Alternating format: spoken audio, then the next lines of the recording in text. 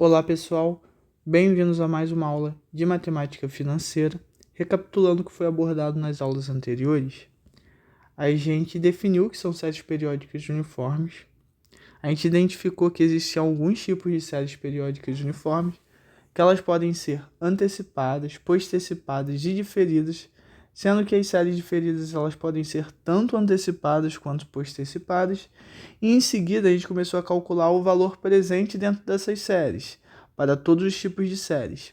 E o intuito da aula de hoje é começar a olhar para o montante em séries periódicas uniformes, ao invés do valor presente. E a gente vai fazer exatamente o que a gente fez quando a gente começou a calcular o valor presente. A gente vai calcular o montante para todos os tipos de séries, antecipadas, postecipadas e diferidas. Mas afinal, o que é um montante em uma série periódica uniforme? Bem, aqui a gente tem uma série periódica uniforme genérica, com N parcelas, e por definição, a gente tem que as séries periódicas uniformes possuem parcelas uniformes, então parcelas constantes. Então, o valor da minha parcela no primeiro período vai ser exatamente igual ao valor da minha parcela no segundo período, assim como no terceiro, até o meu enésimo período. E a gente sabe, pelo princípio fundamental da engenharia econômica, eu vou sempre retornar a esse princípio, que a unidade monetária ela possui valor no tempo. Então, esse valor de R no período 1, ele não vai ter o mesmo valor de R no período 2. E a gente viu nos exemplos das aulas anteriores em como jogar essas parcelas para valor presente. A gente pegava cada uma dessas parcelas e jogava para valor presente. E o que a gente vai fazer quando a gente estiver tratando de montante é a função inversa. A gente vai pegar essas parcelas e não mais jogar para valor presente, mas sim para valor futuro. E o montante vai ser justamente a soma dessas parcelas em valor futuro. Então, qual que é a importância de eu saber calcular o montante em uma série de periódicos uniformes? Bem, vamos supor que eu decida todo mês tirar R$100 do meu salário e colocar na minha caixinha do Nubank. Então, aqui no mês 1, vou tirar R$100, vou guardar. No mês 2, 100. Vamos supor que eu vou fazer isso durante um ano. Então, aqui no meu último mês, também R$100. Então, pelo princípio fundamental da engenharia econômica, a gente sabe que esses R$100 no meu mês 1, que eu coloquei lá, ele não tem o mesmo valor que R$100 no mês 2. E a minha caixinha do Nubank, ele vai ter uma taxa de juros atrelada, isso no regime de juros compostos. Então, eu vou estar multiplicando esse valor por uma taxa de juros elevada ao período.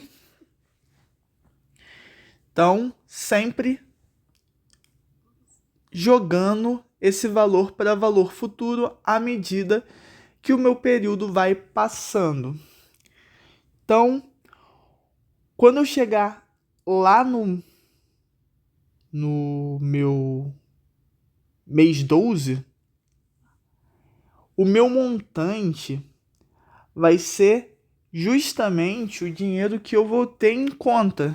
Então, eu jogando isso para valor futuro, jogando a parcela do mês 2 para o valor futuro, eu vou ter o meu montante vai ser justamente o dinheiro que eu vou ter em conta devido à aplicação desses juros compostos no valor da minha parcela.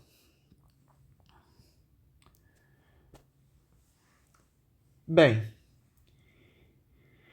a gente sabe, pela fórmula dos juros compostos, que o meu montante é igual ao valor presente, 1 mais a taxa elevado a um período t. Aí tem isso, eu vou chamar, ao invés de t, eu vou chamar de n, ao meu período n. Então, isso é a fórmula de juros compostos. E também, se a gente quiser olhar para esse valor presente, assim como a gente olhou nas aulas anteriores para cálculo de valor presente em séries periódicas uniformes, a gente sabe que esse P ele vai ser igual a R vezes o A. Expandindo aquele A, a gente sabe que o A é 1 mais I elevado a N menos 1 sobre 1 mais I elevado a N vezes I, que é a taxa. Então, só substituindo isso, esse valor presente em séries periódicas uniformes dentro da fórmula do montante, a gente tem que o montante vai ser isso vezes 1. A gente vai pegar isso daqui, colocar ali, mais I elevado a N. Então, se a gente cortar isso com isso, a gente tem que o montante é igual a R, 1 mais I elevado a N menos 1, sobre I. A gente pode até começar a chamar esse camarada aqui de S. Vou chamar de S minúsculo, porque a gente vai ver algumas vezes o montante como S maiúsculo. Então, se eu quiser calcular o montante, eu já tenho agora uma nova ferramenta para fazer esse cálculo, que é essa fórmula. Se eu quiser calcular a parcela, é só jogar esse S para o outro lado, dividindo. Então, se eu quiser calcular a minha parcela, eu vou ter o meu montante dividido por esse S. Então, a gente começou a entender, a gente descobriu uma nova ferramenta para fazer o cálculo do montante em séries periódicas uniformes.